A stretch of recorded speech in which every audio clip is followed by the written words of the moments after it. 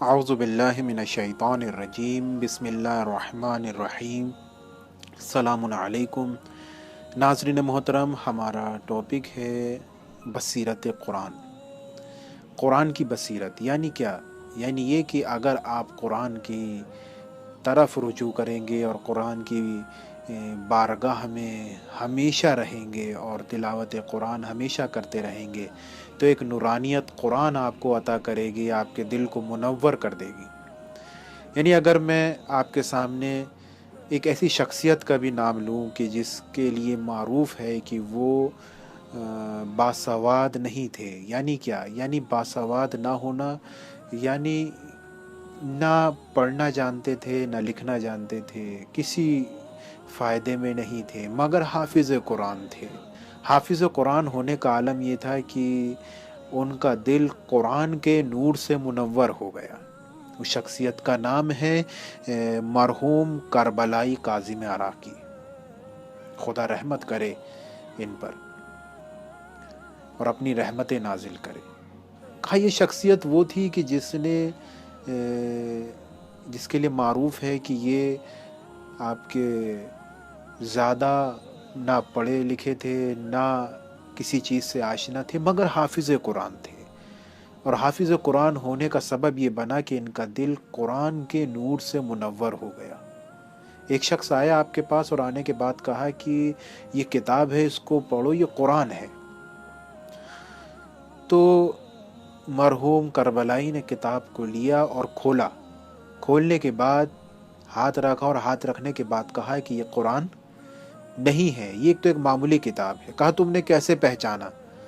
کہا اس وجہ سے کیونکہ میں قرآن کے نور کو محسوس کرتا ہوں۔ اسی طریقے سے دوسری کتاب لا کے دی، کہا اس کو پڑھو۔ اسے کھولا اور کھولنے کے بعد جب اس آیت کے اوپر ہاتھ رکھا اور ہاتھ رکھنے کے بعد مسکرایا اور مسکرانے کے بعد کہا کہ یہ قرآن ہے۔ کہا اب تم پوچھو گے کہ میں نے کیسے پہچان لیا یہ قرآن ہے؟ کیونکہ میں قرآن کے نور کو دیکھ رہا ہوں۔ یعنی آپ اندازہ لگا سکتے ہیں کہ بصیرت کا یہ عالم ہے کہ انسان اگر اس مقام پر پہنچ جائے تو وہ قرآن کے نور کو محسوس کر سکتا ہے، اور قرآن اس کی زندگی کو تا قیامت تا آخرت تمام منزلوں سے اس کو اس قدر مقام بالا پر لے کر چلا جائے گا کہ اس کے لیے تمام منزلیں آسان اور سکون والی ہو جائیں گی۔ ایک مسئلہ جو یہاں پیش آتا ہے کہ کیا مرحوم کربلائی عراقی آسانی سے اس مقام پر پہنچ گئے تھے؟ ایک انسان وہ کہ جو کوئی سواد نہ رکھتا ہو اور وہ اس مقام پر پہنچ جائے، آیا آسان تھا اس مقام پر پہنچنا؟ سوال ہے۔ تو اس کے لیے جواب اتنا ہے کہ اس مقام پر پہنچنا آسان نہیں ہے۔ آیا یہ مرحوم کربلائی اس مقام پر پہنچے کیسے؟ کہا اس مقام پر جو مرحوم کربلائی پہنچے اس کا سبب بنا ان کا اپنے نفس پر کنٹرول ہونا، اپنی خواہشات پر کنٹرول ہونا، اور اپنے دل کو قرآن کے ساتھ ملا دینا۔ یعنی کیا؟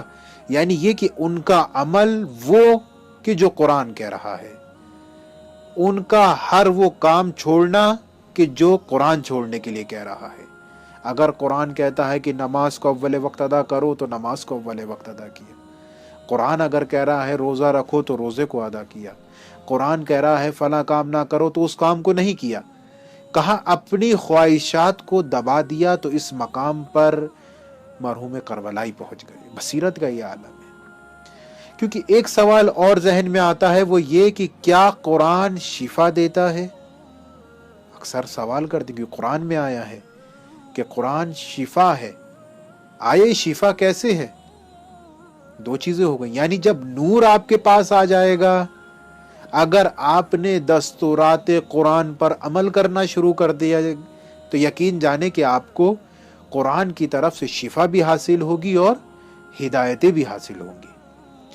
اب شفا حاصل کرنا کوئی آسان نہیں ہے اور کوئی بھاری بھی نہیں ہے۔ مثال اگر میں آپ کو دوں کہ اگر آپ کی طبیعت خراب ہو جائے اور آپ چاہیں کہ آپ اپنا علاج کریں تو آپ کیا کریں گے؟ یہی کہ آپ ڈاکٹر کے پاس جائیں گے۔ ڈاکٹر کے پاس جا کے اپنے مسئلے کو بیان کریں گے، اپنی مریضی کو بتائیں گے۔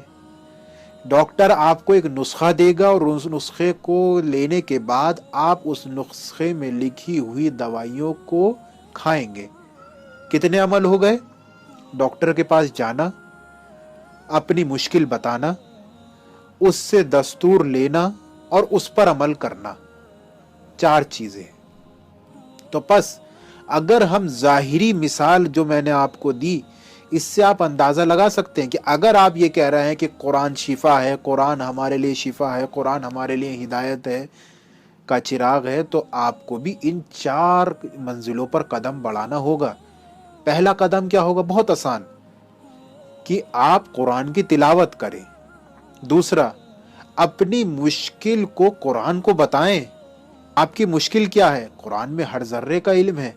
جب آپ اس مشکل کا اپنا دار و مدار رکھ کے قرآن کی تلاوت کریں گے خلوص دل کے ساتھ، تو قرآن آپ کو ایک دستور دے گا، ایک قانون دے گا۔ وہ قانون لینے کے بعد آپ کو کیا کرنا ہے؟ آپ کو اس قانون پر عمل کرنا ہے۔ یعنی آپ نے اندازہ لگایا، یہ 4 چیزیں ہیں: قرآن کی تلاوت، قرآن میں اپنا مسئلہ ڈھونڈنا، قرآن سے اپنے مسئلے کا حل لینا، اور اس مسئلے کے حل جو آپ نے لیا ہے اس پر عمل کرنا۔ اگر یہ 4 چیزیں آپ نے کر لی، یہ 4 قدم آپ نے بڑھا لیے، تو گویا آپ کے لیے قرآن شفا ہے۔ یعنی اگر ہم یہ کہہ دیں کہ قرآن ہمارے لیے شفا ہے اور ہم کسی چیز پر عمل نہ کریں، تو آپ یہ ہم ظاہری مسئلے میں بھی دیکھ سکتے ہیں کہ ہم ڈاکٹر کے پاس جائیں اور ڈاکٹر کو اپنا مسئلہ بھی بتائیں اور دوائی لکھوا بھی لیں، اور بعد میں ہم دوائی نہ کھائیں، اور بعد میں ہم کہیں کہ نہیں ڈاکٹر جو ہے وہ اچھا نہیں ہے، تو اس کا مطلب کیا ہوگا؟ آپ خود کہیں گے کہ نہیں، یہ غلط طریقہ ہے، میں غلط سوچ رہا ہوں، مجھے چاہیے تو اس کے دیے ہوئے نسخے پر عمل کروں، یعنی وہ کھاؤں، دوائی کھاؤں۔ بس اسی طریقے سے قرآن بھی ہے۔